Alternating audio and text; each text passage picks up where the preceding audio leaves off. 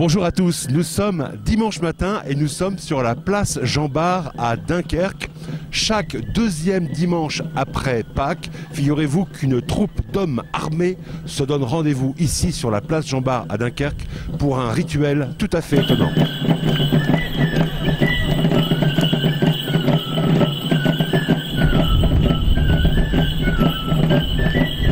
Je suis avec Jean-Marie Biache, président de l'association In the Creek, et Patrick Bollier, qui en est un des membres, pour nous parler de cette tradition de la danse d'épée. Est-ce qu'on connaît, Jean-Marie, l'origine de cette tradition? À quand remonte-t-elle et quel était son sens à l'origine? Alors, si on savait précisément tout ça, on serait nous-mêmes très contents. Dans le détail, on ne sait pas, non, mais on est sûr par contre qu'il y en a eu chez nous, parce qu'on a des mentions d'archives que Patrick a d'ailleurs brillamment retrouvées. Patrick, c'est vous l'historien de l'association, si j'ai compris? Bah, oui, historien amateur, mais enfin, un peu par la force. Mais vous avez fouillé les documents pour trouver... Voilà. On a fouillé les archives de la région, Dunkerque bien sûr, mais même de Bergue, Lille, tout ça. Et on trouve effectivement traces de jeux d'épée avec musiciens. Jeu d'épée, ça veut dire quoi? Jeu. Tout est là-dedans, mais il faut entendre jeu comme le jeu dramatique. C'est-à-dire c'était des corporations, des confréries, parce que le mot corporation n'arrive qu'au XVIIIe siècle. C'était des confréries qui représentaient leurs activités lors de manifestations particulières, que ce soit une fête de la ville, la venue d'un personnage important, d'un prince, la naissance d'une personnalité royale. Et c'était l'occasion de réjouissance. Et là, on est à quelle époque?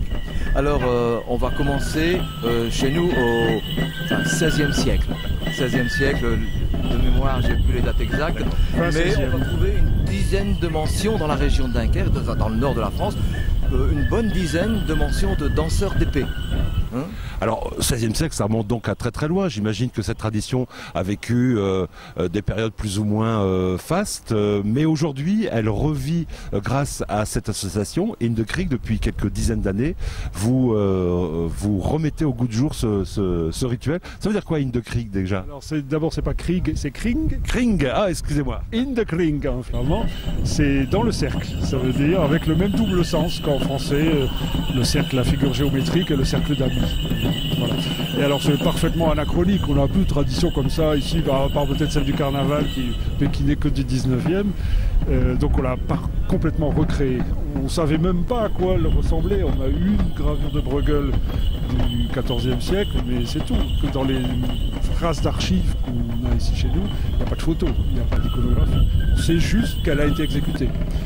Donc on l'a recréé par mimétisme avec ce que sont les autres danses d'épée en chaîne qui existent encore et qu'on connaît beaucoup en Angleterre, en Allemagne, en Italie, en République tchèque. Et ce qui est assez étonnant et réjouissant en même temps, c'est que il y a plusieurs générations qui perpétuent cette tradition, voire même des jeunes qui vous rejoignent maintenant. Ça c'est très bien, on fait des envieux là de ce point de vue-là. J'espère que ça va durer parce que les jeunes vieillissent aussi. Là, dans la danse qu'on produit aujourd'hui, il y a 3 générations. Il y a les plus de 60, les près de 40 et les 20. Bien, merci à vous et longue vie à In the Kring. Dans le cercle. Dans le cercle, In the Kring.